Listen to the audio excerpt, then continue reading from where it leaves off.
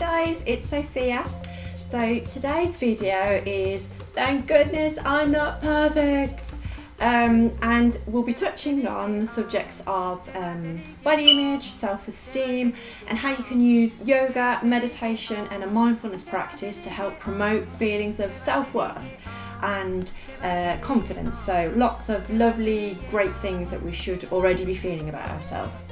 So I am, and all my friends and family will confirm this, I am a very sensitive person, and this has both served me well and been a downfall of mine in equal measure. So it serves me well in that it makes me a very empathetic person. It makes me very compassionate and understanding, and the downfall or the sort of fallout of that is I really all the time I really worry about what people think and how my actions affect other people, which can be a good thing, but sometimes it means you live your life in a very guarded is not the right word, but I'm going to use it in this instance, in a very guarded way, because you're constantly worried that you're going to upset someone. And this, I can trace it back to high school days when I was really bullied. And to paint a picture of what that experience was like, I was like the hippie kid, and I was also really academic as well. Like I loved to study, and I also happened to not be particularly interested in drinking, smoking or partying. So yes, I had a interesting culture shock when I went to high school, where it seemed that not working, drinking, smoking, and being quite sort of mainstream in what you wear and listen to, it made me a bit of a target. So I know that because I couldn't get that approval from my peers, I sought it through my academia, my work, and that's how I got validated. So for a very long time I saw A grades as the only thing that kind of made me interesting, because I didn't like to party, and whilst I had a very good friendship group who still exist, and I met one of my best friends in the whole entire world at high school, who still to this day gets me, and in fact I'm going to see her later. I hadn't really found myself at that point of my life. So prior to any travel that I'd ever done before, I only ever holidayed in the UK. I wasn't really allowed to hang out or go anywhere by myself. So when I turned 17, I was like, right, Mum and Dad, I am almost an adult, so I'm going to go and live in Croatia. So I went there for, it was about a month, which now on reflection is nothing at all, is it really? But I felt so far from home. And I lived in the mountains, and there was sea, and it literally the village on the island where I was, there was like 40 people that lived there, so it was a complete culture shock and break. And slowly over the following years I would travel more, and then travel became my identity. So I got to college and I got to university, and suddenly I wasn't the A-star student. In fact, I was probably one of the lower abilities, because the funny thing is when you get to university you meet lots of different people, and they are high flyers because that's why they've managed to get to uni. So I was suddenly a very tiny fish in a massive lake. So travel became my identity. I was the girl that went to Africa by herself. So then the trouble with that, obviously, when you cling to an identity like that, is you have to be travelling constantly, doing exciting things to really have that exciting life. So the real learning and the real lessons came when I had to stay in Birmingham, which is where I'm from, UK. So when I had to stay in this city that I've been brought up in, that to me seems so boring because I've been there all my life.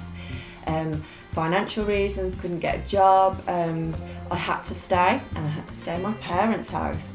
So suddenly the little bird's wings were clipped, and I was living with my parents doing a job that wasn't fulfilling. But oh my gosh, how necessary it was for me to break down this idea of I need to be perfect, I need to be seen to be doing stuff, because suddenly I couldn't go places, I couldn't just up and leave because financially I was restrained. So the most beautiful thing happened. I started to be mindful. So I started to really dedicate time to my yoga practice. So that obviously had a physical impact on my body. It created a calm, relaxed, stretched body, which then through pranayama breathing techniques, I then used that to help create a calm mind. And then suddenly the most amazing thing happened. I would go out in my parents' garden and I would be lying on my yoga mat looking up at the sky, and I'd see a formation of birds flying across the clouds. It was like everything was suddenly in HD. So even though I wasn't exactly where I wanted to be in that exact moment of time, suddenly I was aware of everything around me, and it was beautiful. And that's not to say that I didn't have like my down days and I didn't have moments of being frustrated, like I've got a degree, why can't I get a job that I want? But it completely changed my life path. I ended up discovering surfing, which surfing is mindfulness on the water. It is such a spiritual practice. That's why surfers tend to be a bit hippy dippy and a bit sort of out there. It's because surfing has a spiritual effect on you. And that led me to meeting an amazing surf community, women, mothers, men, just these amazing people that surf, and we share that bond. And it also led me to my Mr. Sunshine. He won't be featured in the videos because he's very private. But I met my love, the darling light of my life. So, and this was all because I stayed still and I chose, I was forced to choose initially, but I chose to sort of look around. And since then, I got qualified as a yoga teacher. But anyway, these are all, I'm listing credentials, which is not the point. This is not the point. What the real key thing I want you to take away from this video is that during a turbulent, imperfect time in my life, I found myself, and prior to that, you'll have seen, if you've been on my channel before, I've done videos about acne and about how my skin very much dictated how I felt about myself, and changed my self-esteem throughout the years depending on how it was looking. So the way I viewed my body, it's been an interesting journey. Obviously, I think most teenagers, when your body is going through puberty, go through a phase of sort of not really knowing where they are with it. And I was lucky in the sense that my mom had previously been a dancer, and she'd really suffered in that industry with body image and how much pressure is on a dancer to look a certain way. And my mom, obviously I'm very biased, but she's beautiful. She's an absolutely gorgeous woman. She's curvy, and she gets described sometimes as an Amazonian. She's just all this. She's beautiful. So she really made sure that me and my sisters were brought up sort of loving our bodies. But unfortunately, even with that wonderful ethos and ethics around body image, we are surrounded by media, we are surrounded by visions of how we think we should look. And I'm an hourglass figure, which is, it's wonderful, but when I was growing up, it was all about the androgynous look. And let me just say, women who have that straight up and down look, you are gorgeous. Don't let anyone tell you different. You are beautiful. And that's what I was striving for. And I'm lucky that I never got to the point where I was having a serious eating disorder. I never got to that point because I was too protected by my mum and her experiences for that to happen. But I did definitely get to a point where I was over-exercising, and I'd do that sort of vicious circle of eat what I want, I feel guilty, then tomorrow I'll really exercise, which is never a good way to do it. So yeah, there were a few times when I sort of looked at my hips and my thighs and I'd just be a bit like, ugh. So in a nutshell, I think we all share similar experiences of fluctuating self-esteem. And I identify with that, and I see that, and I understand as well. So the next thing I want to discuss is strategies. How can we, on a daily basis, when we're bombarded by images, when we're bombarded by things that we think we should look like, how do we maintain that central focus, that internal confirmation that we are perfect already as we are, perfectly imperfect? How do we maintain that view of ourselves? And you know, I'm going to keep banging on about this because this is what I believe, but mindfulness, meditation, because you can do that anywhere, anytime, any place, and it doesn't matter whether you have a 6-figure salary or, you know, whether you're scrubbing floors, whether you're in between jobs. It doesn't matter about your status, who you are in society. It is just you. And the beauty of when you have a sustained meditation and mindfulness practice is that it starts to make you a spectator.